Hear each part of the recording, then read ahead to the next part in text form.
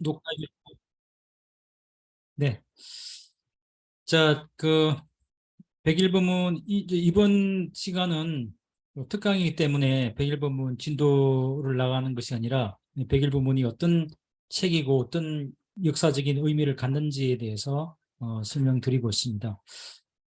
어렵지 않죠? 네, 네. 꿀 먹었습니다. 아무도 답변이 없어요. 네. 자, 두 번째는 백일부문이 그냥 중구난방으로 아까도 여러 차례 말씀드렸습니다만은 그냥 이야기된 게 아니고 이게 대단히 책에 있는 법문이라고 하는 것들을 말씀드리도록 하겠습니다. 이게 불교 사상의 어떤 그 핵심을 잡고 있다 이건데요. 이 불교 사상의 이제 그 전개를 우리가 쭉 한 살펴보면 이렇게 이제 그 시작이 되고 있는데요. 어, 이게 이제 시간의 흐름, 시간의 띠라고 보고 여기 이제 보시면 부처님께서 이제 기원전 5세기 5세기 이제 그 깨달음을 얻으시죠. 그리고 이제 깨달음을 얻고 녹야원에서 법문을 하시는데 그 법문 핵심 내용이 중도 선언입니다. 중도 선언. 이 근본 불교에서 부처님께서 말씀하시는 불교의 핵심 사상을 중도라고 선언했다 이겁니다. 우리가 보통 이제 초기 불교 부처님 설법하면 사성자 8정도 연기, 12연기 이렇게만 이해하고 있는데 승철 스님은 이제 그 당시에 부처님께서 하셨던 법문의 핵심이 중도다라고 이렇게 얘기를 하죠. 그래서 지금으로부터 2600년 전에 중도 선언이 되었다. 그 다음에 이제 시간이 흘러서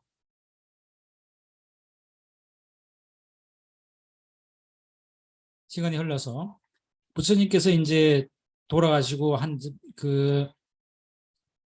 100년이 지납니다. 100년이 지나면 부처님께서 살아 계시는 동안은 이 교단에 이설이 없죠. 왜냐하면 이설이 있으면 그 부처님께 가서 물어보면 부처님도 해결이 돼요. 요렇게 요건 틀렸고 요건 옳다 이렇게 해결이 되니까 모든 논쟁이 끝납니다. 그런데 부처님이 돌아가시고 100년이 지나면 어떻게 될까요? 부처님으로부터 직접 말씀을 들었던 비구들은 전부 다 열반 들었습니다. 그 다음에 부처님의 그 말씀을 듣고 그분들의 감동이 가슴에 내재했던 사람들의 슬픔을 들었던 제자들도 이미 이제 2세, 3세대가 흘러가 버렸잖아요. 근데 부처님에 대한 기억이 아무도 없어요. 남아있는 것은 전해져 오는 부처님의 말씀만 있는 겁니다. 근데 이 말씀이라고 하는 것은 설사 그것이 이제 이때쯤 경전이 아직까지 이때 부처님 돌아가시고 100년 지날 때는 아직까지 문자가 등장하지 않을 때죠. 이렇게 서로 이제 부처님 말씀을 외우고 암송해 왔던 그때인데 이때 어떤 이제 말씀만 남아 있으면 그 말씀이 모든 상황에 적용되는 말씀은 아니죠. 그 말씀은 때에 따라서 해석해야 될 때가 있습니다. 근데 그 해석해야 될 때 그 말씀일 수도 있고 계율일 수도 있습니다.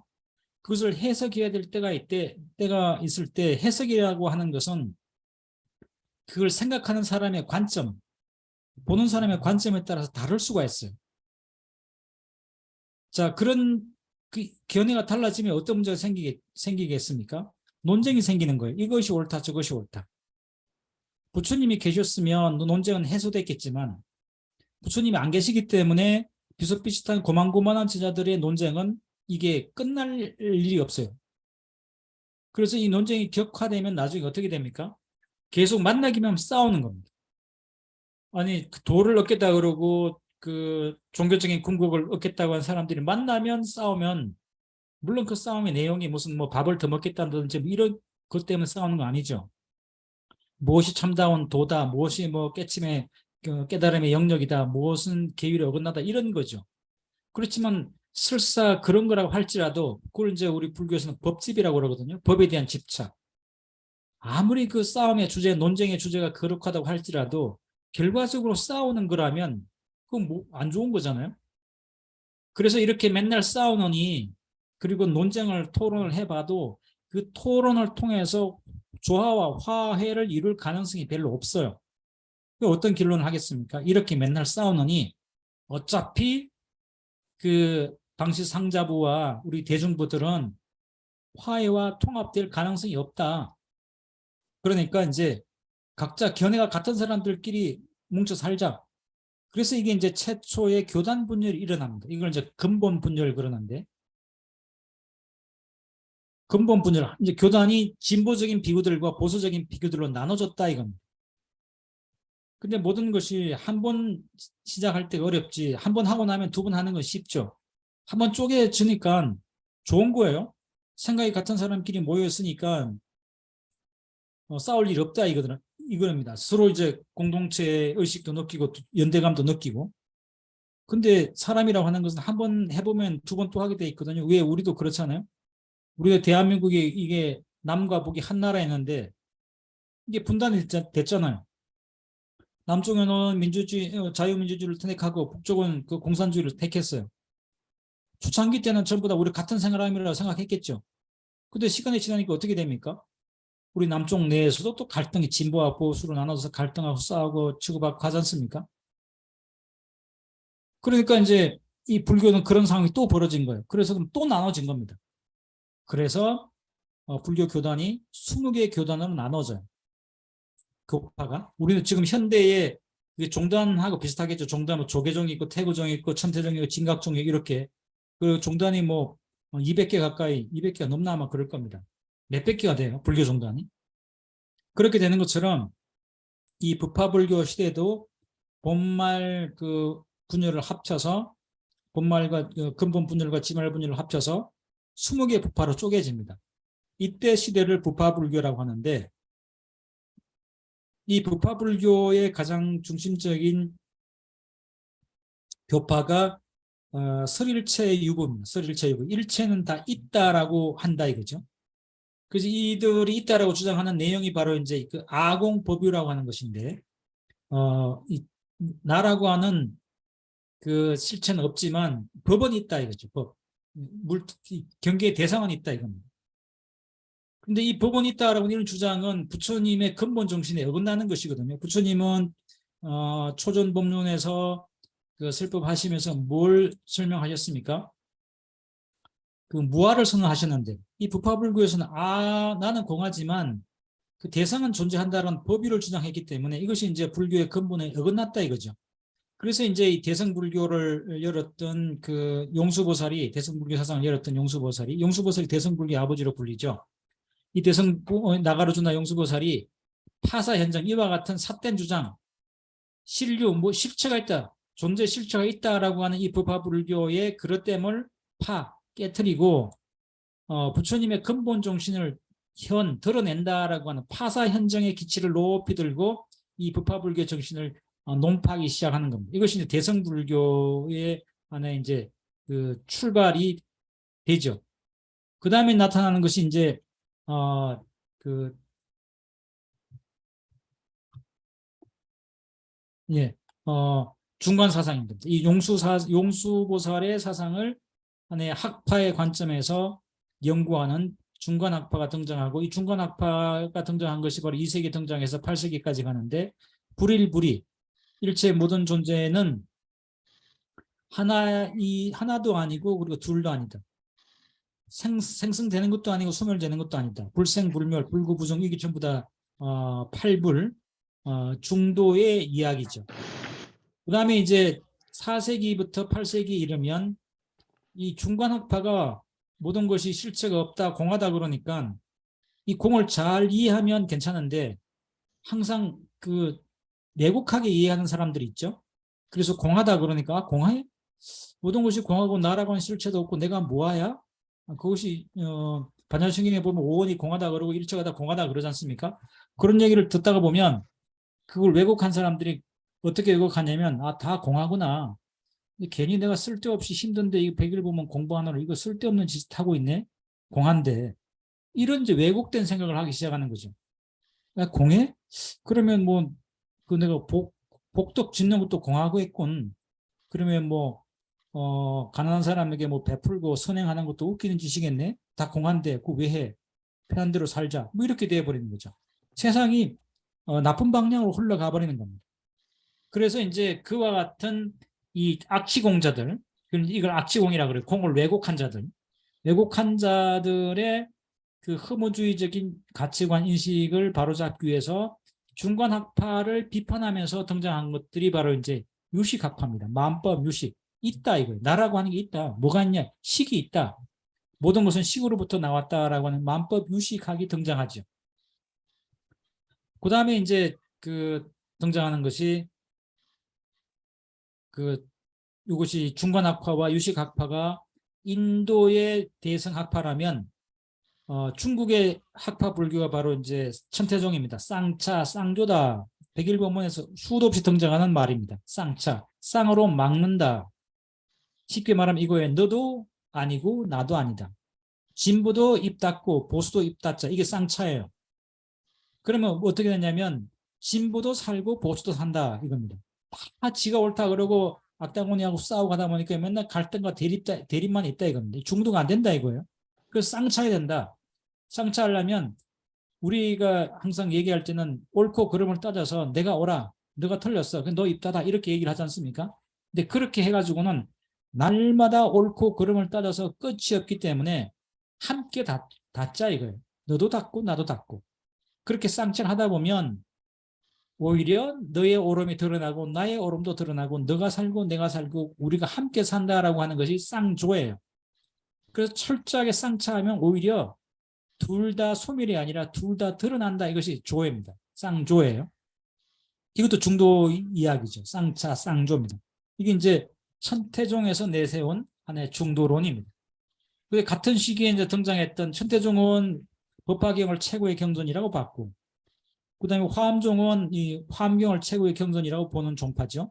이 화엄종에서는 이제 이 중도를 어떻게 표현하냐면 쌍민, 쌍역 그래요. 쌍민, 쌍으로 사라지면 쌍역, 상으로 긍정된다는 겁니다. 이게 이제 6세기에 등장했던 학파 불교의 형상이죠. 그 다음에 이제 역시 같은 시기에 당나라 때 무념위종이라고 하는 무념을 종으로 삼는다라고 하는 육조단경의 이 선종이 등장하는 겁니다. 자, 이것이 이제 전체 불교 사상의 큰 그 흐름들, 역사적인 전개 과정이라고 할 수 있는데요. 여기 보면 이제 여기서 근본 불교에서 이 부파불교 시기를, 그러니까 부처님이 활동하고 부처님이 입적하시고 한 100년까지를 근본불교 또는 초기 불교라고 하죠. 그 다음에 이제 용수가 등장해서 인도의 유식학이 등장했던 요 시기를 이제 인도 대성이라고, 인도 대성 불교가 등장했던 시기이고요. 그 다음에 이것이 이제 중국으로 도입되면서 구마라집에 의해서 이 중간 문헌들이 번역이 되고, 그 다음에 현장에 의해서 유식 관련 문헌들이 번역이 되면서 이 당대에 와서 중국의 화려한 학파 불교가 꽃을 피우는데, 그것이 양대 산맥이 바로 이제 천태종과 화엄종이죠. 중국 대성 불교가 이렇게 꽃을 피우고, 물론 이제 그 중국 대성 불교의 수행 중심의 전통이 선종이고 신행 중심의 전통이 이제 정토종이라고 하는 것들이 성립되면서 소위 팔종이라고 하는 중국의 종파 불교가 성립됩니다.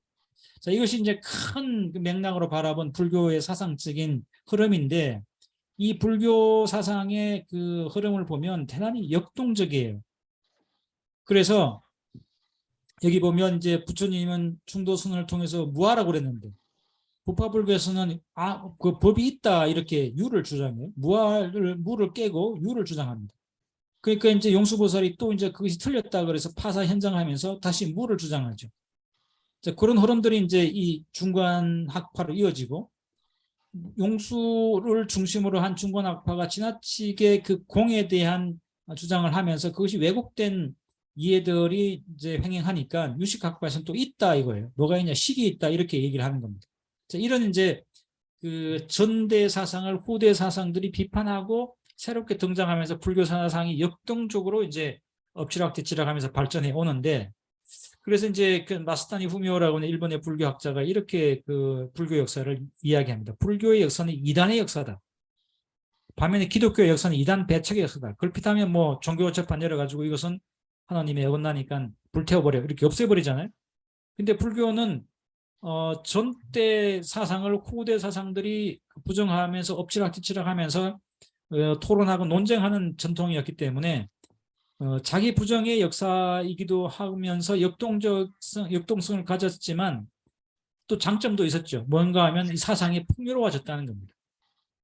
그래서 여기서 이와 같은 불교 사상의 핵심이 바로 이제 이런 과정을 거치면서 이 도고마의 부정, 철저하게 법에 대한 집착마저도 옳지 않다 이겁니다. 왜냐하면 법에 대한 집착하다가 부파불교와 불교가 쪼개지고 부파불교로 나눠서 치열하게 논쟁하고 싸웠거든요.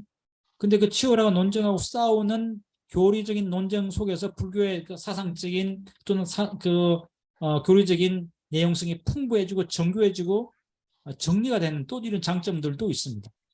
아무튼 이제 이런 과정을 거치면서 대성불교 시대에서 중요한 하나의 정신적인 가치가 바로 이 도고마의 독단의 부정입니다. 그래서 이 아함경에 보면 부처님께서 스스로 자신의 가르침을 뗏목이라고 비유합니다. 뗏목. 뗏목은 강을 건너기 위한 하나의 수단인 것이지 강을 건너면 버려야 될 것이죠. 이 법도 마찬가지다. 법에 너무 집착하면 그 법이 또 다른 그 고통을 유발한다는 겁니다. 그래서 금강경에 보면 법상 응사, 법도 우리가 소위 진리라고 받드는 것마저도 마땅히 버려야 하거늘 하황 비법, 하물며 법 아닌 것, 권력이나 돈이나 이런 아침 이슬과 같이 사라져갈 것들에 집착했어야 되겠는가 이런 말씀이죠. 그만큼 그 법에 대한 집착을 경계했습니다. 왜냐하면 불교사 자체가 이렇게 역동적으로 변해왔기 때문에. 그렇지만 이 불교 이런 과정을 통해서 불교 사상이 풍요로워진 것은 사실이지만 이 불교 사상들 간의 어떤 그 차별성이 부각되면서 대립과 갈등도 낳게 되죠. 왜냐하면 이제 그 부파불교와 그 대성불교 용수와의 치열한 논쟁, 그 다음에 이제 이 부파불교 전통을 극복하기 위해서 대성이 치열하게 부파불교를 소송으로 폄하하면서 또 공격하고 뭐 이러면서 이제 이 교리적인 논쟁이 치열해지면서 대립과 갈등 또한 분명히 존재하게 되었습니다. 그래서 이 불교 사상의 동질성을 회복하는 것이 중요한 이제 과제이기도 했죠. 과제로 등장하죠. 자, 이 불교 사상의 차별성과 백일법문의 그 내용을 좀 보면 이렇게 불교 사상이 그 중관 유식으로 나오고 뭐 그 부파 대성으로 이렇게 나오면서 이 교리적인 차이를 보이고 그리고 이제 종파적 차별도 났죠.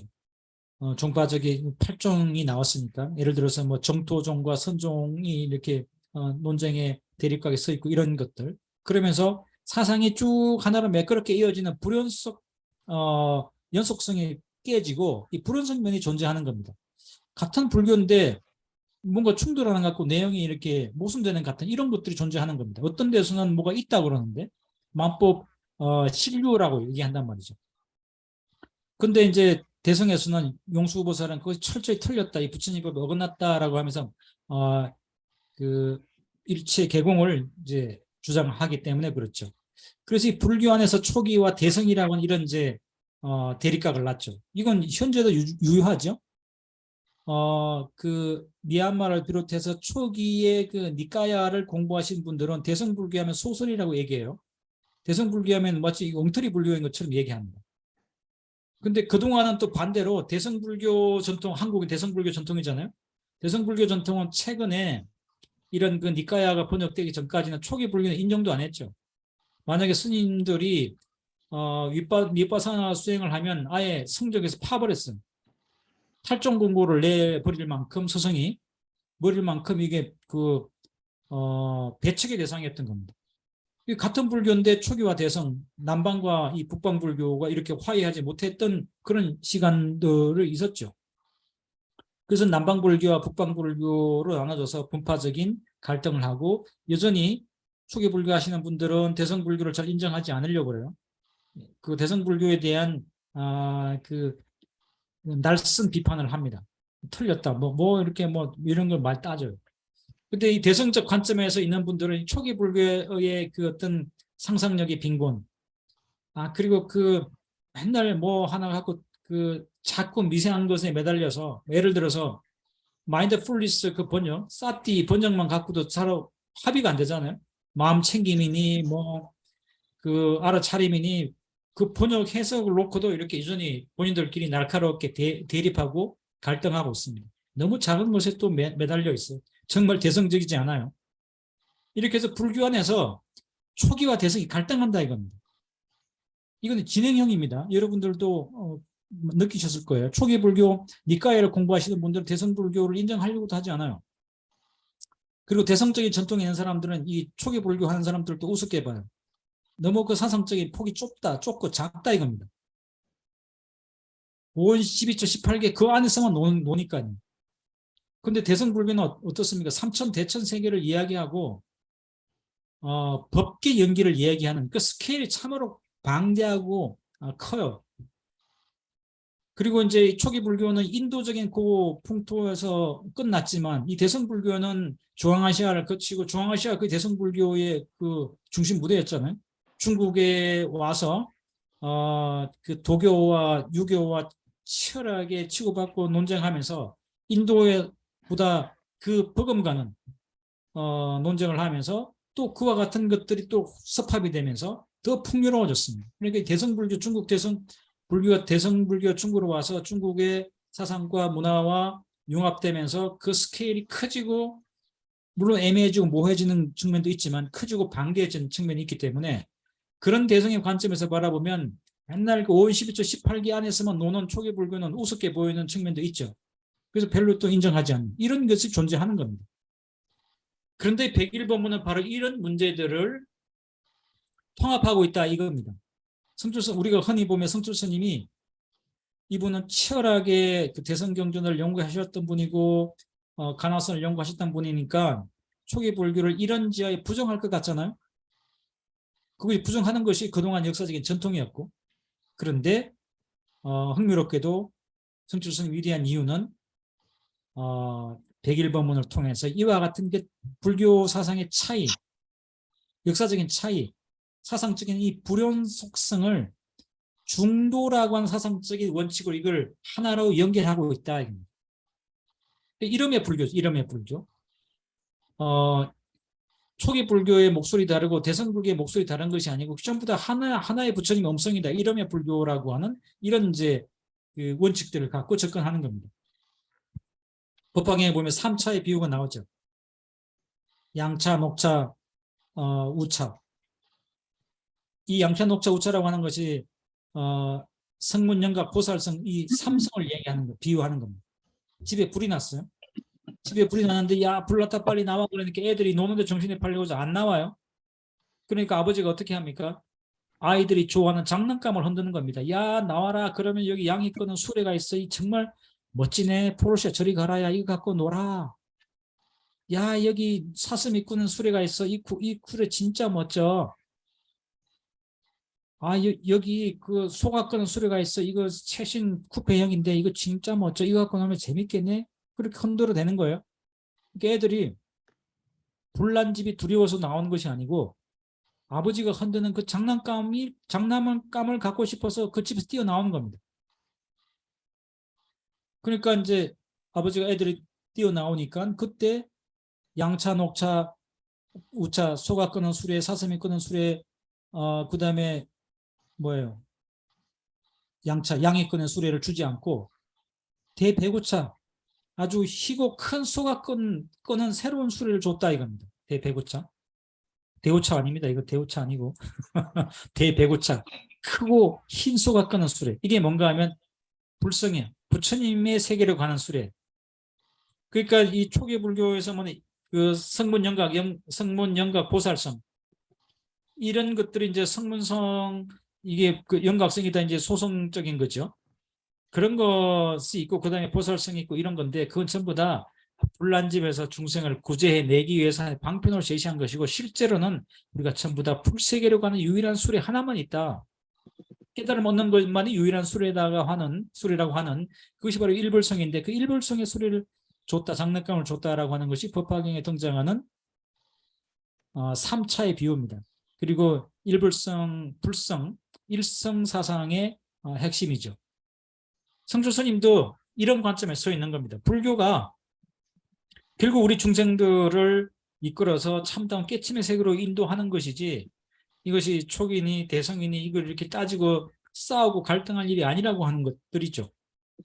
그래서 이제 성철 스님은 바로 이와 같은 초기 불교와 대성 불교의 갈등을 어떻게 해석할 것인가?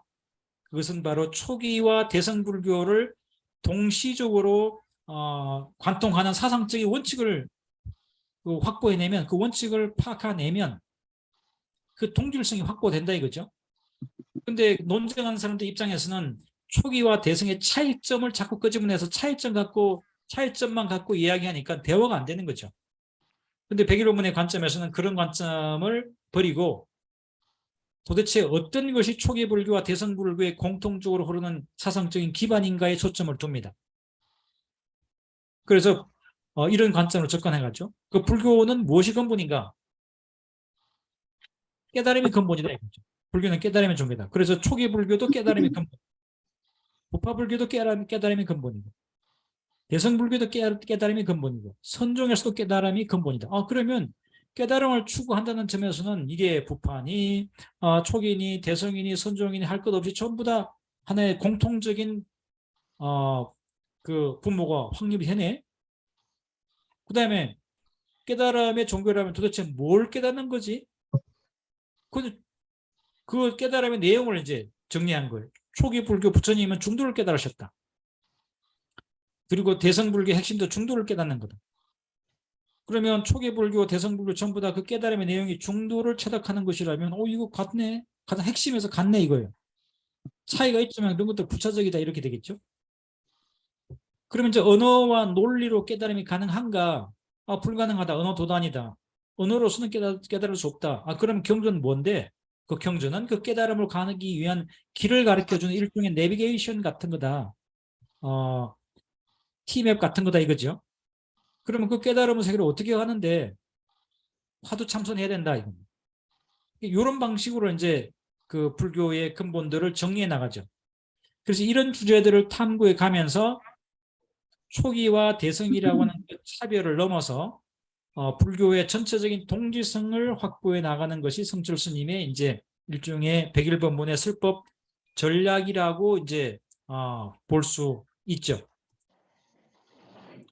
근데 이 20세기 학문은 어떻습니까? 20세기 학문은 대단히 이게 세분화되고 분절화되죠. 이것이 이제 그 20세기 학문의 특징이죠. 환원주의로 빠져서 아주 깊게 파고드는 거. 근데 그런 것들이 그 개항 이후에 서양의 이와 같은 그 환원주의적인 학문 풍토가 불교학에도 도입되면서 일본도 마찬가지고요. 일본이 불교학이 이제 그 서구의 문헌학과 이런 그 환원주의적인 학문과 결부되면서 일본의 불교학이 아주 세분화되어 있거든요. 근데 우리는 일본에 가서 이제 공부하고 그런 불교학을 도입했으니까 우리 불교학도 그렇게 되는 겁니다. 중관 전공하는 사람만 중관만 하고 유식한 사람 유식만 하고 화엄 천태 선 불교사 이게 전부 다 세분화됩니다. 개항 이후에 도입된 불교가 그런 거였어요. 그래서 전통적인 불교학은 학문과 신앙이 결합된 그런 영역이 통합된 거였지만 현대는 전부 다 각자의 전공을 과굴 하나의 그왜 과굴이라고 하는 것이 이 밤 있으면 밤에 그 벌레가 있잖아요. 구멍을 파고 지 몸 하나 들어갈 만한 구멍을 파고 거기 속 들어가서 맨날 그 과육을 파먹잖아요.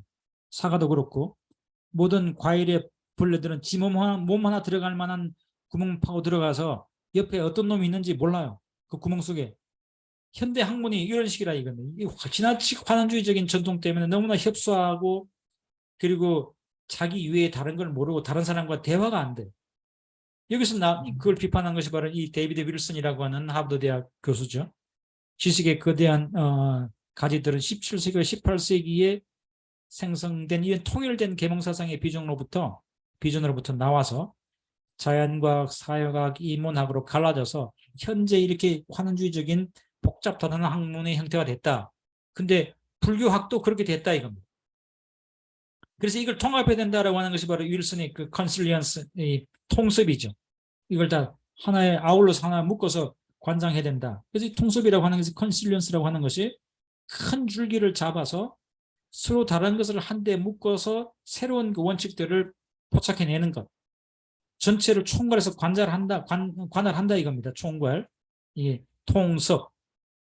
이게 초기 불교 줄기 따로 대승불교 줄기 따로 이렇게 하는 것이 아니라 하나 거대한 그물망으로 초기, 부파, 대성, 유식, 중간 이걸 한 그물 속에 포착해서 그 핵심을 집어낸다. 이것이 이제 이 통섭적 개념이죠.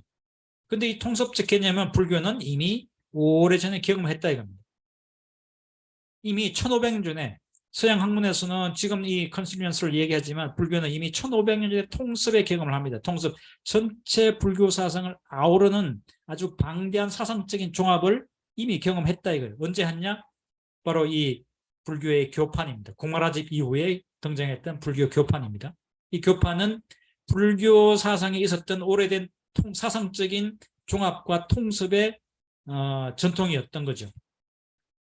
이 교상판석이 왜 등장하냐면 이 교상판석은 여기 보면 가르칠 교자 모양 상자죠. 부처님의 가르침의 모양, 가르침의 특성을 판석, 쪼개판이죠. 판사가 판단할 때 옳고 그름을 판단할 때 할 때 그 이 판입니다. 칼로 변하잖아요. 칼로 딱 양단한다 이겁니다. 이쪽은 틀리고 이쪽은 옳고 이렇게. 이게 쪼갠다 이런 뜻입니다. 이를 쪼개서 해석한다 이런 뜻이에요.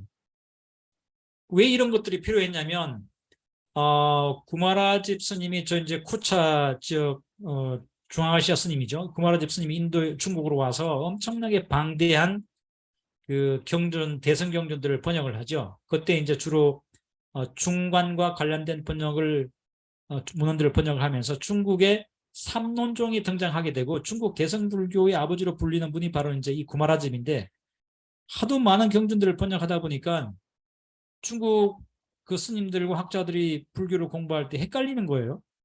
이 경전에서는 이렇게 말하는데 저 경전에서는 존재가 실체가 있다 그러고 또 여기서는 실체가 없다 그러고 도대체 뭐가 옳지? 그래서 무엇이 어떻게 다른지 이걸 다 읽어보자 이런 사람들 등장한 거죠. 그래서 다 읽어보는 거예요. 그때까지 번역됐던 방대한 문헌들을 다 읽어보고 그것을 정리를 해보는 거예요. 그래서 요거는 그 내용으로 보니까 요거랑 요거랑 유사하네. 초기 가르침이겠네. 요거는 중기 가르침이겠네. 요거는 후기 가르침이겠네. 이렇게 쪼갠다 이겁니다. 그 다음에 내용적으로 보면 요건 되게 어렵네. 어려운 사람 상근기 중생 거겠네. 요거는 중간 정도의 깊이겠네. 요거는 쉬운 입문자들의 내용이겠네. 이렇게 또 쪼개는 거예요.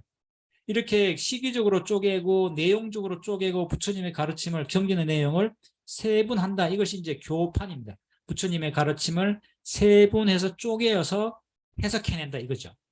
왜냐하면 너무 많으니까. 그렇게 해야만 이 부처님의 참다운 의미가 뭐였는지 알 수 있겠더라 이겁니다. 그래서 이런 의도를 갖고 중국에서는 교판이 등장했는데 그 교판이 이제 그 종파를 확립하는 하나의 근거가 되는 거죠. 그래서 이제 어떤 스님은 그 많은 경전을 읽어봤더니 화엄경이 최고네. 그럼 화엄경을 믿어야지. 그러니까 화엄종이 등장하는 겁니다. 또 어떤 스님은 모든 경전을 다 분석해봤더니 법화경이야말로 최고네. 그럼 법화경 중심으로 가야지. 이런 식으로. 또 어떤 스님은 많은 불교의 논술을 읽어봤더니 중론이야말로 최고네. 그래서 삼론종이 등장하는 겁니다. 또 어떤 스님은 많은 논술을 읽어봤더니 유식이야말로 최고네. 그래서 현장 이후에 법상종이 등장하는 겁니다. 유식학파, 중국 유식학파. 이런 식으로 이제 다양한 그 불교의 내용을 전부 다 섭렵한 뒤에 그것을 체계를 잡아서 정리하는 것을 교판이라고 합니다. 그 교판이 이제 그 중국에서는 한 30, 대표적으로 한 30개가 됐었는데 그 30개를 이제 줄여서 수나라 때 천태지가 활동할 때쯤 되면 남삼북칠을 그래요. 10개로 압축됩니다. 남쪽에 3개, 북쪽에 7개. 북쪽은 실크로드와 가까운 저 격동에 그야말로 이게 활극장에 가까운 지역이고 남쪽은 비교적 안정된 지역입니다. 그리고 남쪽에서는 이 3개가 존재하고 북쪽에서는 더 많았죠. 자, 이와 같은 10명의 교판을 종합해서 천태지가 58교라고 하는 교판 체계를 만들어냅니다. 부처님의 가르침을 5시기로 구분해내고 그 내용적으로는 8종류로 8가지로 갈래를 친 거죠. 이와 같은 58교를 통해서 불교 경전을 분류하고 그 내용을 분석해서 교학 체계를 확립한 뒤에 불교 사상의 체계적인 이해를 시도하면서 무엇이 부처님의 핵심 가르침인가를 추구해 들어갔던 겁니다. 그리고 내린 결론이 뭘까요? 중도네 이거예요. 중도. 중도야말로 불교의 핵심 가르침이네. 그래서 여기 중도를 설명하는 그 수로로서 쌍조가 등장하는 거예요. 천태종에 등장했던 개념입니다.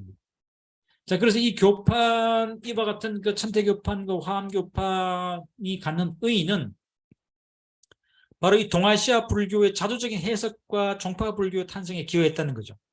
그 이전까지는 중국이 그 인도 불교를 가져와서 해석 번역하기에 바빴어요. 그 구마라자 스님도 와서 그 국가적 지원을 등에 업고 방대한 경전을 번역을 하고, 그리고 현장은 또 인도에 가서 공부하고 와서 또 방대한 문헌들을 번역을 하고, 이렇게 번역하기 바빴다라면 이 교판이 등장할 때쯤 되면 번역을 넘어서 중국적 관점에서 이 동아시아적 관점에서 자주적으로 경전을 해석하고, 그리고 이 동아시아적 관점의 종파를 탄생시키게 된다 이겁니다. 이렇게 불교 사상의 종합과 체계화로 중국에는 천태종과 화엄종과 같은 그런 종파들이 등장하게 되는 거죠. 그래서 이 불교는 요즘 이제 그 윌슨 같은 학자에서 컨실리언스 통섭이 이야기되고 있지만, 이미 1500년 전에 이 불교 지식은 하나의 학문의 통섭이라고 하는 그 아주 스케일 큰 이 지적 전통을 경험한 겁니다. 경험했죠. 그런데 이제 이와 같은 그 통섭은 과거의 경험으로 끝나서는 안 되는 겁니다. 왜냐하면 여전히 그 불교는 역동적으로 살아있고 신행의 그 생명을 유지하고 있기 때문에 새로운 환경들이 계속 만들어지거든요. 그래서 이제 한국 불교 지금 상황을 보면 이렇죠. 100개가 넘는 조계종은 100개가 넘어요. 대한불교 조계종, 여러분들이 알고 계시는 조계종은 대한불교 조계종이고, 그 다음에 무슨 한국불교 조계종, 뭐 인천불교 조계종, 상하불교 조계종, 이런 조계종만 100개가 넘고 200개가 넘나? 100개가 넘고 불교 종파가 2, 300개 된다고 합니다. 대단히 난립해 있죠. 전통적으로는 대성 뭐 8종이 있었고 중국에, 그다음에 이걸 또 이제 사상적으로 크게 대성불교, 소선불교, 남방불교, 티베트 불교, 서양불교까지 우리나라 지금 다 들어와 있죠. 그렇다면 1500년 전에 그 다양한 불교 스펙트럼을 체계 있게 정리하기 위해서 이 교판이 등장했는데, 지금은 그때보다 더 다양한 사상들이 등장하고 다양한 가르침들이 구동하고 있고, 그렇다면 지금 그것을 정리하는, 체계적으로 이해하는 뭔가 이 교판적 접근이 1500년 전보다 더 절실한 거죠. 교판을 가져야만 체계적으로 이해가 되는 거니까. 근데 그것이 이제 이 1500년 전에 교판이 등장한 이후에 지금까지 새로운 교판이 안 나왔어요. 이건 뭘 의미할까요? 바로 불교학이 정체되어 있다. 뭐 개별적으로 화엄학을 깊이 연구하고 법화종을 연구하고 이런 사람 등장할지 모르겠지만, 전체 불교를 하나로 아울러서 불교의 핵심은 이거야, 이것이 불교의 가장 중심이야, 이런 결론을 내릴 수 있는 이런 학문의 종합이 1500년 전에 한번 일어난 뒤에 이게 뜸해졌다 이겁니다. 그게 없어지다시피 했다 이거죠. 이게 불교학이 이제 정체되어 있는 거죠. 역동적으로 바뀌지 않고.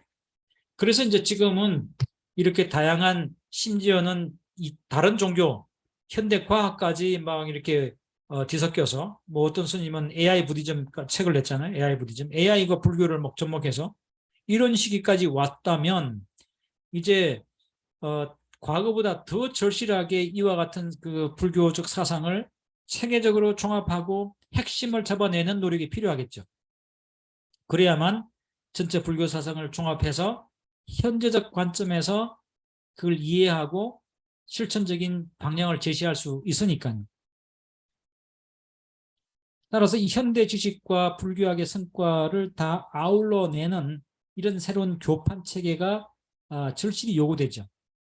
근데 그 현대의 불교학은 그 환원주의적인 학문 풍토로 인해서 전부 다 자기 분야만 안다 이겁니다. 그래서 같이 불교를 하지만 그 초기 불교 한 사람은 대성 모르고 대성 중에서도 화엄한 사람은 천대 잘 모르고 이렇다 이겁니다. 그래서 이런 것들은 우리가 이제 극복해야 되겠죠. 근데 그걸 성철 스님은 백일법문을 통해서 지금보다 더 이런 시기에 모범을 보여줬다 이겁니다. 그게 뭔가 중도라고 하는 불교적 키워드를 통해서 전체 불교를 조망해내는 이 통찰력을 보여줬다. 백일범이 그걸 보여줬다 이겁니다. 백일범이 탁월한 이유가 그겁니다. 많은 그 책들을 불교 관련 책들을 보시면 이걸 나열식으로 쭉 이야기해요. 나열식으로 이야기하면서 초기 불교는 이게 중요했다, 뭐 그 중간에 이게 중요 이런 얘기만 있지 그것이 어떤 원칙으로 꿰지는지에 대해서는 얘기를 안 합니다. 그 얘기를 못 해요. 왜냐하면 그걸 전부 다 봐야만 얘기할 수 있잖아요. 정리하고 연구해야만 가능하죠. 근데 성철 스님은 그걸 해본 겁니다. 학예사 성전하면서 10년 동안 철조망 치고 모든 관계를 끊고 대성과 소성과 중간 유식 다 섭렵해 본 겁니다. 그래서 섭렵해 보니까 뭐가 보이는 거예요. 뭐가 보입니까? 원칙 그 모든 것들을 아우르고 그 모든 다양한 전통들을 포괄할 수 있는 큰 틀의 그 사상적인 그릇을 발견한 거죠. 그래서 백일법문은 암, 중관, 유식, 천태, 화엄, 선을 비롯해서 중국의 8종을 막내하는 방대한 사상적인 종합을 이뤄내는 거죠. 분명히 성철 스님은 참선만 강조했던 아주 투철한 가나존장이었는데 가나선을 추구하는 선성이었는데 전체 불교 사상을 섭렵하는 이런 그 연구를 게을리하지 않았고 그 결과 백일법문이라고 하는 이 종합적인 결과물을 제시할 수 있었던 겁니다. 그리고 이 백일법문을 통해서 아까 제가 말씀드렸던 바로 교판이 필요한데 그 교판이 필요한 시기에 중도 교판이라고 하는 이런 물론 성철 스님이 이런 표현을 쓰지 않았는데 제가 이런 표현을 논문에 썼습니다. 중도를 관점으로 이 불교의 가르침 체계를 새로 짰다 이겁니다. 그래서 이 중도 교판을 통해서 불교 사상을 종합해낸 거예요. 그 데이비드 윌슨이 성철 스님에게 감사해야 돼요. 성철 스님이 그 전에 이런 학문적인 이력들을 보여주셨으니까요. 그래서 특정 개념에 매몰되지 않고 중도가 대성불교의 그 나가로전의 용수의 핵심 사상이다 이런 것이 아니고 초기 불교 부처님의 깨달음으로부터 저 중국 선종에 이르기까지 전체 불교 사상의 그 저변에 흐르는 핵심 줄기가 중도라고 하는 것을 발견해낸 거죠. 찾아낸 거죠. 그래서 이 중도라고 하는 큰 줄기를 파악하고 잡아냄으로 인해서 불교의 핵심을 간파할 수 있는 우리들의 안목을 열어준 것이 백일법문인 겁니다. 백일법문을 이제 우리가 잘 공부하고 이해하고 보면 이제 불교 사상들이 서로 충돌하고 대립되는 것이 아니라 이게 다 하나로 중도라고 하는 것은 하나로 통합되는구나. 현상적으로 이렇게 이런 차이들이 나타나지만 결국 뿌리는 같은 거구나. 이런 것들은 이제 우리가 깨닫게 되겠죠. 그래서 백일법문은 이와 같은 중도라고 하는 사상적인 근간을 확인한 뒤에 그 끝없이 불교의 본질을 추구해 들어가려고 하는 그 주제에 대한 집중성 이걸 팽팽하게 놓치지 않아요. 여기 갔다 저기 갔다 중구난방으로 그냥 떠돌아다니다가 나중에 길을 잃어버리지 않는다 이겁니다. 바로 이와 같은 그 중도적 관점에 서 있기 때문에 뭐가 가능하냐면 바로 선과 교의 통합이 가능해지는 거죠. 교는 깨달음으로 가는 이정표, 참선은 깨달음으로 가는 실천이다. 그래서 그 왜 이정표가 가능한가? 이 교라고 하는 게 전부 다 중도를 설명하는 것이다. 그리고 깨달음은 중도를 깨닫는 길을 설명하는 것이다. 그러니까 이 중도로 이 깨달음과 이론, 사상도 이렇게 통합이 되는 거죠. 이런 이제 그 사상적 통합성을 보여주는 것이 이 백일법문의 특징이다. 그래서 바로 이런 관점에서 그 초기 불교와 대성 불교라고 하는 이런 그 갈등을 이 선생님께서는 넘어설고 치유할 수 있는 길을 제시하는 겁니다. 그 내용을 좀 살펴보죠. 자, 이 교판 성철 스님은 앞서도 말씀드렸습니다만 2500년 전에 중국에서 교판이 확립됐다 그랬죠. 근데 그 교판이 1500년 전에 교판이니까 한계가 있을 수가 있겠죠. 왜냐하면 1500년 전에는 문헌 비판이라고 하는 게 없어요. 무슨 그 탄소 동위원소를 뭐 해서 뭐 그 책이 언제 그 씌어진 책인지 그 책이 소재가 언제 건지 이걸 아는 방법도 없을 것이고, 그것도 언어 분석을 통해서 이게 뭐 초기 언어인지 후기 언어인지 이런 것도 없던 때였기 때문에 그때 천태지자나 이런 그 현수법장이 한 건 뭐예요? 경전을 읽고 그 경전의 사상적인 내용을 갖고 분류하는 방법밖에 없었죠. 근데 지금은 달라졌어요. 지금은 그 학문적인 그 스펙트럼의 폭이 넓어져서 경전에 있는 글자만 내용만 갖고 분석하는 것이 아니라 그 문자가 언제 등장한 것인지, 그리고 이 문화적으로 역사적으로 다 이렇게 함께 연구함으로써 불교를 바라볼 수 있는 안목이 더 넓어진 거죠. 그런데 그런 관점에서 바라본다라면 1500년 전에 확립된 교판을 맹목적으로 믿으면 안 되는 거겠죠. 지금 이 시대에 맞는 새로운 안목이 열려야 되는 것이겠죠. 그런 어떻게 보면 이게 담대한 시도인데 그 시도들을 성철 스님이 한 겁니다. 백일본문을 통해서.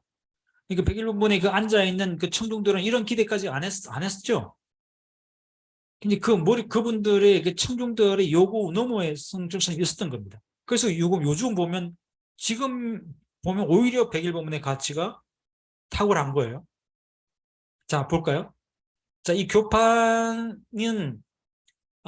필연적으로 교설의 우위를 따질 수밖에 없습니다. 왜냐하면 천태교판은 그 화엄경, 그 법화경이 최고다 그러고 화엄교판은 화엄경이 최고다 그러니까.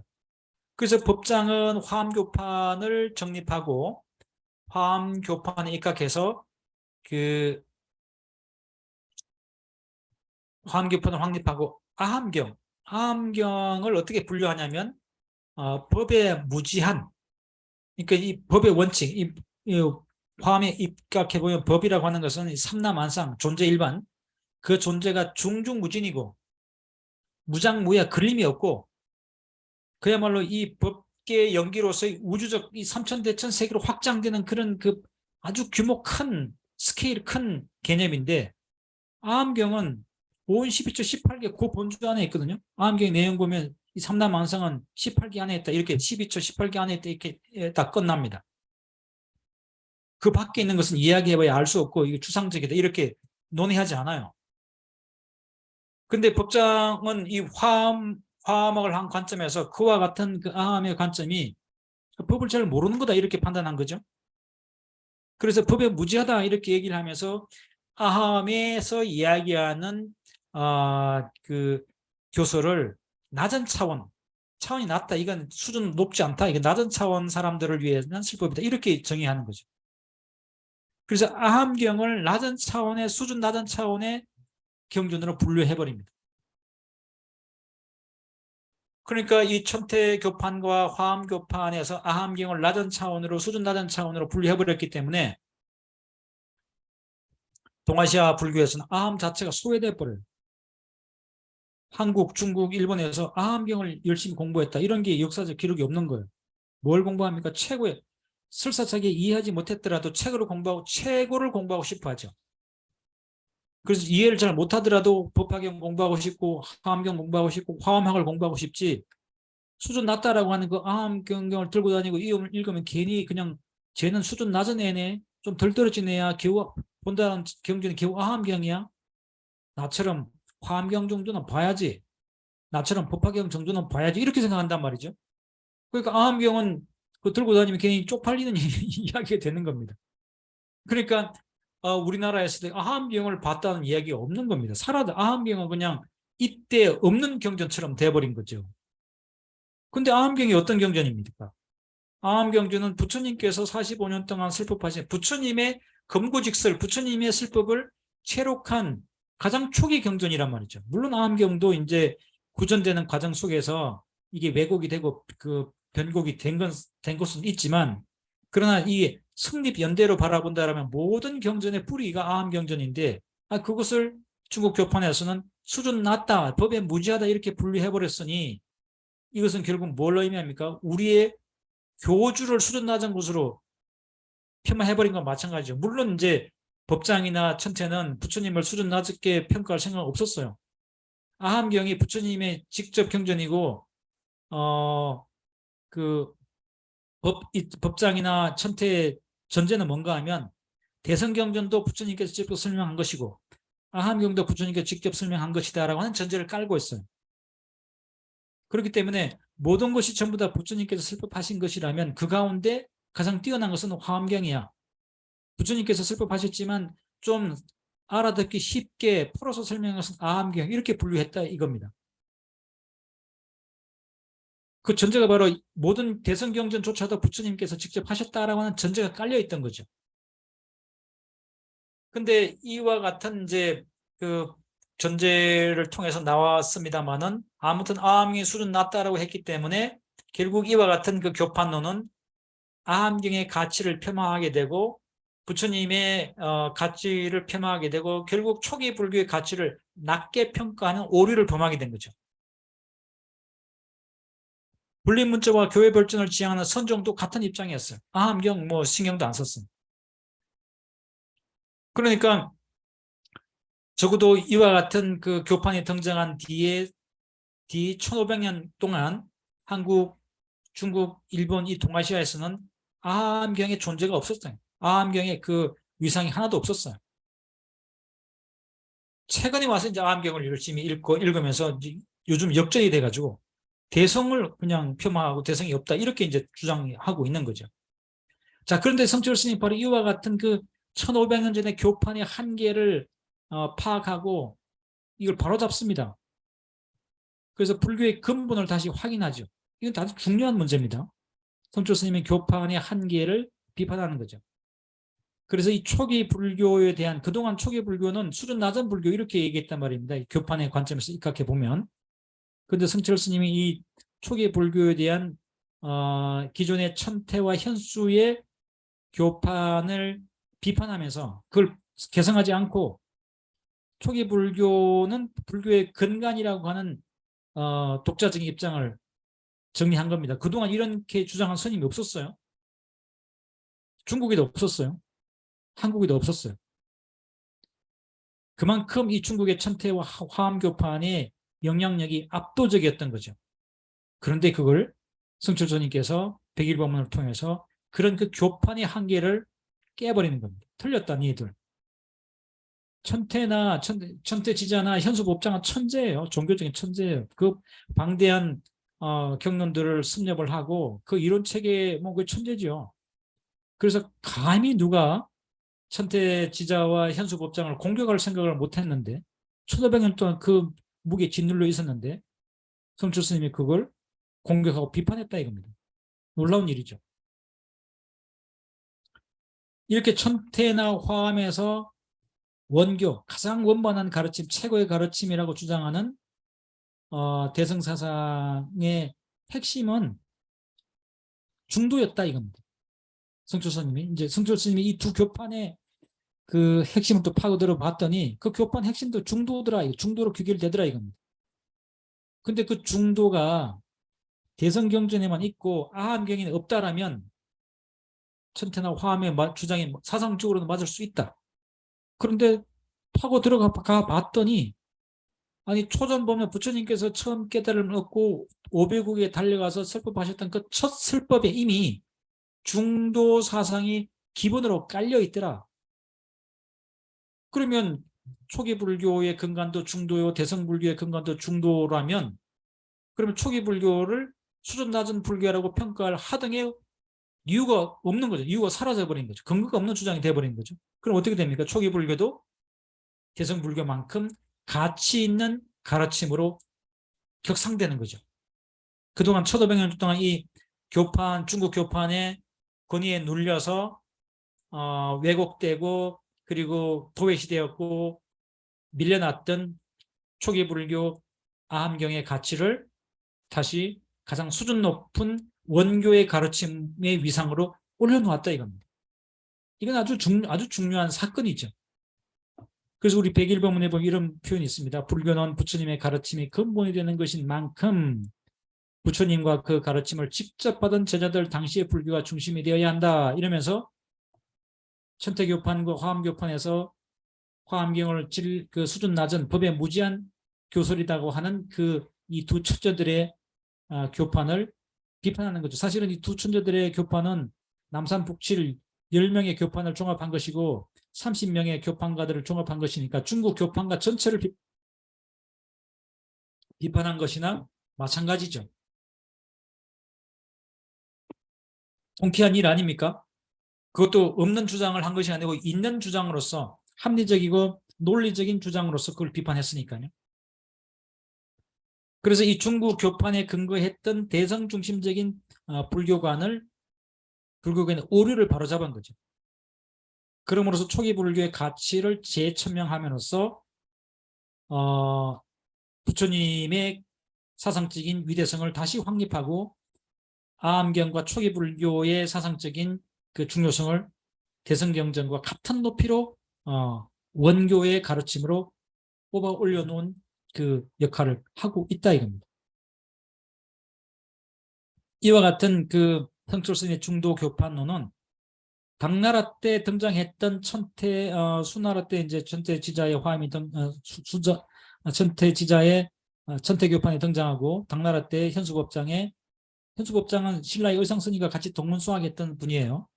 의상스님 그 천태 2조 지엄스님 의상스님에게는 지의라고 하는 법포를 내리고 그 이 천태 그 화엄종을 집대성했던 법장 스님에게는 지문, 너는 문자를 가진 자, 의상 스님에게 너는 뜻을 가진 자. 그러니까 의상 스님 더 높게 평가했던 겁니다.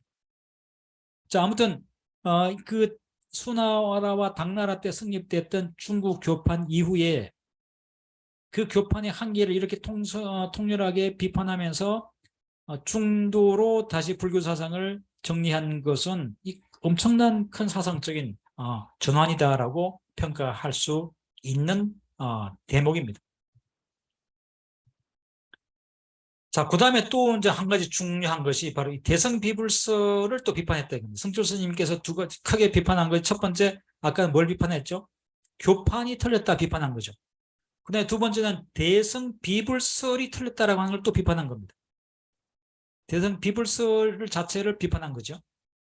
자, 이건 뭔가 하면 이제 이 불교학에 대해서 불교학을 연구하는 방법론이 그 문헌학이라고 하는 것이 이제 도입되죠. 그래서 이제 문헌 비판이 개입되는 겁니다. 이 문헌 비판, 요거는 요 경전을 이렇게 봤더니 요런 그 수사는 언제 몇 세기에 썼던 것이고 요런 표현은 몇 세기에 썼던 것이고 이런 문헌 비판이 등장하면서 아주 중요한 경전에 대한 전제가 바뀌게 되는 거예요. 중국의 그 두 가지 그 교판의 전제는 뭐였습니까? 화엄경이든 아함경이든 모든 경전은 같은 시기에 부처님께서 부처님이 생시에 부처님께 직접 설명했던 부처님께서 직접 설명한 경전이다. 금구직설이다. 부처님의 그 금빛 입에서 나온 직설, 직접 말씀하신 가르침이다라고 하는 전제를 깔고 있는 거예요. 근데 문헌학이 도입되고 그 경전들을 분석해 보니까 그런 게 아닌 거예요. 금강경이나 화엄경 이런 경전들 봤더니 부처님이 돌아가시고 무려 500년이나 지난 뒤에 등장한 거예요. 그리고 이제 자꾸 연구해 봤더니 부처님 시기에 등장했던 경전이라고 하는 것은 뭐 법구경 또는 무슨 뭐 그 뭐예요 그 갑자기 생각이 안 나요. 요즘 제가 뭘 잘 까먹어요. 명사실효증이 걸려서 수다니 파타니 뭐 그 다마바다 법구경이니 또는 이제 초기 율장이니 뭐 아함경이니 이런 경전들이 제일 먼저 성립된 경전이라고 하는 것을 이후에 알게 된 겁니다. 이후에 18세기 정도 들어와서. 그러니까 18세기 들어와서 이걸 깨닫고 나니까 이제 이 사람들은 엄청나게 큰 것을 깨달은 것을 이제 느끼게 됐죠. 이와 법부경이나 그 수다니파타나 뭐 초기 사본율이나 그다음에 아함경 같은 경전은 부처님께서 직접 말씀하신 건 맞지만 부처님이 돌아가신 뒤에 500년 뒤에 등장했던 화엄경이나 법화경 이런 것은 부처님의 말씀 아니네. 그 부처님 돌아가신 뒤 500년 뒤에 대성 형제들이 쓴 것을 그걸 불설이라고 해서 되겠냐? 이런 이제 그 사실들을 발견한 거죠. 흥미롭게도 대성 경전은 전부 다 경전 제목에 불설이 붙어 있어요. 불설, 부처님께서 설법하신 경전이다 이렇게 붙어 있습니다. 그래서 이제 18세기에 일본의 그 도미나칸 나카모토라고 하는 분이 출정 후 선정에서 나온 뒤의 말이라고 하는 이런 그 책을 쓰면서 자기가 문헌 비판을 도입한 그 불교학의 결과, 연구 결과들을 토대로 한 그 연구 결과를 발표하면서 부처님께서 직접 설법하신 경전은 아함경뿐이다 이거예요. 나머지 법화경, 뭐 화엄경, 대성, 뭐 금강경 이런 거 전부 다 부처님 설법 아니다 이겁니다. 이게 대성 비불설이에요. 대성 경전은 비 아니다. 뭐가 아닌가요? 부처님께서 설법하신 경전이 아니다 이겁니다. 이게 대성 비불설론이 일본 불교학교에 대조된 겁니다. 18세기에. 18세기 도미나크가 이제 저런 주장을 하니까 20세기 초에 이런 것들이 등장한 거죠.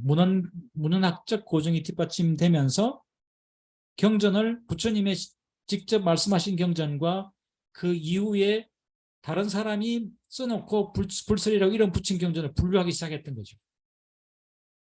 그러면서 이제 이번에 거꾸로 그동안 중국 교판에서는 뭘 비판했습니까? 뭘 폄하했죠? 화엄경과 법화경만 책으로 치고 아함경 이런 거 수준 낮은 가르침 이렇게 폄하했잖아요. 근데 20세기 초에 들어오면 소위 말해서 일본의 이 비판 불교학이 등장하면서 반대로 아함경이나 이런 경전들 높이 평가하고 화엄경이나 대성경전 이건 소설이야 이렇게 폄하하게 되죠. 그런 관점에 있는 것이 지금 이제 남방 니까야 공부하는 분들이 여전히 그런 관점에 서 있는 거예요. 그래서 이제 그러면 도대체 이게 맞는 이야기인가? 진짜 그러면 일본의 이런 그 대성 비불설이 등장하면서 신앙의 현장에서는 엄청난 충격이 회오리가 몰아닥친 거죠. 그러면 그동안 우리가 전부 다 금강경이나 화엄경 이거 최고 경전인 줄 알고 읽고 독송하고 수리독성 위인연설을 했는데 그렇게 하면 경전이 공덕이 무량한 줄 알았는데 그거 전부 다 가짜였단 말이야. 이런 이제 멘붕에 빠진 거죠. 그래서 이제 그럼 과연 정말 그런가? 그래서 이제 이 우정백수 우위학부조 같은 이런 이제 그 학자들이 새로운 방식으로 다시 연구해 본 겁니다. 그러면 부처님의 근본 가르침이 뭐였는지 이걸 연구해 볼 필요가 있겠다. 그래서 그렇다면 가장 앞선 문헌을 먼저 분석해 봐야 되겠다. 가장 앞선 문헌이 이제 본문분수학적으로 비교해 보니까 율장이더라. 율장. 부처님의 제자들에게 계율에 대해서 설명하고 있는 율장이 가장 오래된 문헌이더라 이겁니다. 그래서 그 율장을 주명해 보니까 부처님께서 초전 법륜 노계원에게 5명의 비구들에게 달려오셔가지고 처음 설법하신 그 처음 설법의 내용에 이미 뭐가 들어있냐면 중도 법문이 들어있더라 이거. 그러면 중국의 교판에서 대성사상이 위대한 그 근거가 바로 중도였는데 그 중도가 초기 경전에도 있다라면 그러면 초기 경전과 대성경전이 한결같은 높이로 똑같은 가치를 획득하게 되는 것이겠죠.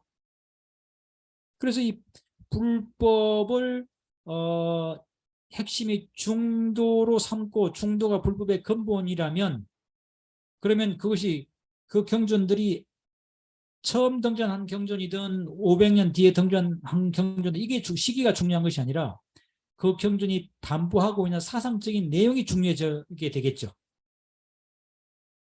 그래서 이 문헌학적으로 최초 문헌에서 중도를 설했다라고 확인이 됐으니까 초기 경전도 화엄경이나 법화경만큼 중도 사상을 담보하고 있기 때문에 이 적어도 중국 교판의 입장에서 봐도 원교가 되는 것이겠죠. 그 최고의 가르침이 되는 것이겠죠. 그래서 이 불교 사상의 뿌리는 가장 초기 문헌에서부터 중도가 등장하기 때문에 그리고 그때 등장했던 이 중도는 중간 유식을 비롯해서 모든 대승 사상의 핵심을 이루고 있기 때문에 결국 초기와 후기 후기 경전 따질 거 없이 결국 시기는 비록 다르더라도 그 경전이 담지하고 있는 사상적인 내용은 평등하다라고 하는 결론에 이르게 되겠죠. 그래서 초기 경전이 그 중도 사상을 담고 있다라면 그것도 최고 경전인 것이고, 반대로 화엄경이나 법화경 같은 이런 대성 경전의 핵심 사상이 중도라면 그것도 불설이 되는 거죠. 이와 같은 이제 관점에서면 문헌이 언제 등장했냐가 중요한 것이 아니고 그 문헌이 담고 있는 내용이 부처님의 사상에 입각하냐 벗어나냐, 이게 더 중요하다는 겁니다. 그런 관점으로 봤더니 천태나 화엄이나 선종도 전부 다 중도 사상이 근본이고 중도야말로 부처님의 가르침의 핵심이더라 이거죠. 이렇게 이제 정리해내니까 20세기부터 등장했던 이 대성 비불설의 그 논점을 성철 스님이 또 이와 같은 것을 통해서 깨는 거죠. 그래서 이 대성 비불설을 비판함으로써 이번에는 뭘 살려냅니까? 대성사상은 가짜고 소설이라고 하는 그런 그 공격과 폄하에 내몰린 대성사상을 다시 구해내는 거죠. 그래서 성철 스님이 중도사상을 기반으로 중국 교판에 의해서 폄하되었던 초기 불교 부처님의 가르침 근본 불교의 가치를 다시 살려냈고, 그 다음에 대성 비불설의 허구를 공격하고 비판함으로 인해서 문헌학에 의해서 대성 경전들이 폐환했던 것을 다시 비판하고 바로잡는 거죠. 이런 걸 아무나 하지 않았어요. 그리고 그 해인사 대적광전에서 백일법문이 열릴 때 대중들이 이런 걸 요구하지는, 이만큼 그 함축적인 사상적인 큰 의미를 갖고 있는 이런 내용들을 요구한 것도 아니었죠. 그 주제를 다 성철 스님이 정했고 성철 스님이 본인이 알아서 법문한 거니까. 그러니까 시대가 요청하는 그 내용보다 더 앞선, 더 나아간 내용들을 백일법문에 담아내고 있다라고 하는 것을 우리가 엿볼 수 있습니다. 자, 제가 오늘 준비한 내용이 사실은 더 많습니다만은 시간이 많이 경과돼서 오늘은 이 정도 하고 나머지 자세한 내용들은 박혜성 교수님이 뭐 삶아 먹든 구워 먹든 하실 겁니다. 자, 저는 오늘 진도는 10분이나 벌써 초과했네요. 그래서 이제 주무셔야 되는데 13분이나 초과했군요. 자, 질문 있으십니까?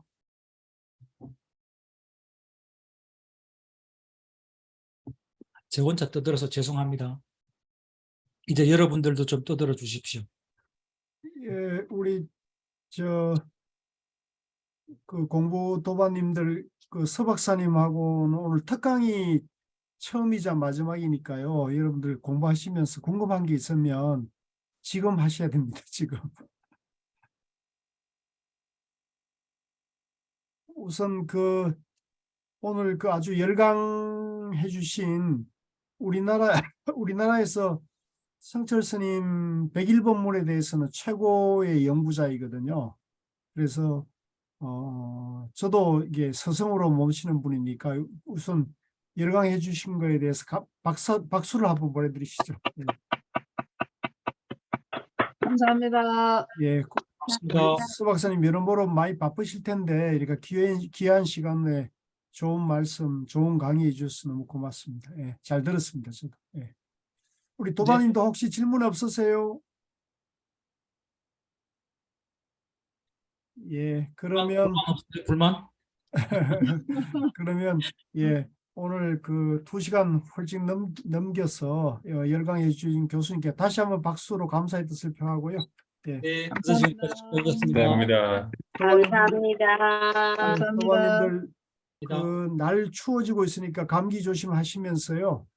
백일법문 매일매일 부지런히 읽어 나가셔가지고 아까도 말씀드렸지만은 다른 많은 그 경전이나 불교 서적보다는 이 성철스님 101번문이 가장 그 불교의 근본이 되는 경전 내지 어록의 수준으로 보셔도 됩니다.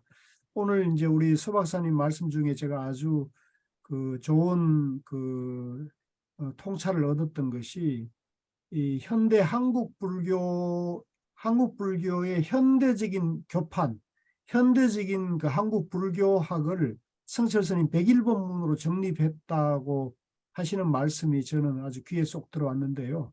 이 한국 불교가 그동안 한자 문화 또 이런 외국어로 인해 가지고 불교의 저변화, 대중화가 상당히 사실 어려웠습니다. 그런데 이제 성철스님 101번문을 설하셨고 이것을 원택 스님이 이제 한글로 이걸 이제 녹취를 해서 책으로 내므로 인해 가지고 비로소 1700년 한국 불교 역사에서 우리말로 된 한글로 된 진정한 불교 텍스트가 저는 정립이 됐다고 보거든요. 그래서 고우 스님께서 세계 인류 문명사에서 불교 입문서로서는 불교 교리서로는 성철스님 101번문이 최고다 이런 말씀을 하셨고요. 저도 이제 10번 읽어서 좀 이해가 됐는데 우리 도반님들도 한 번 읽어서 좀 어렵다 이렇게 생각하시고 포기하면 절대 안 됩니다. 저는 10번 읽었으니까 도반님들 각자 이제 평생 내가 101번문 이해할 때까지 공부하다 죽는다. 그래도 이해 못하면 다음 생에 또 공부하신다 생각하시는 마음으로 하시면 틀림없이 조만간 좋은 소식이 있을 겁니다. 예. 자, 그럼 오늘 공부는 여기서 마치겠습니다. 서 박사님 고맙고요. 도반님들 편안한 밤 되세요. 예, 들어가십시오. 감사합니다. 감사합니다. 고생하셨습니다.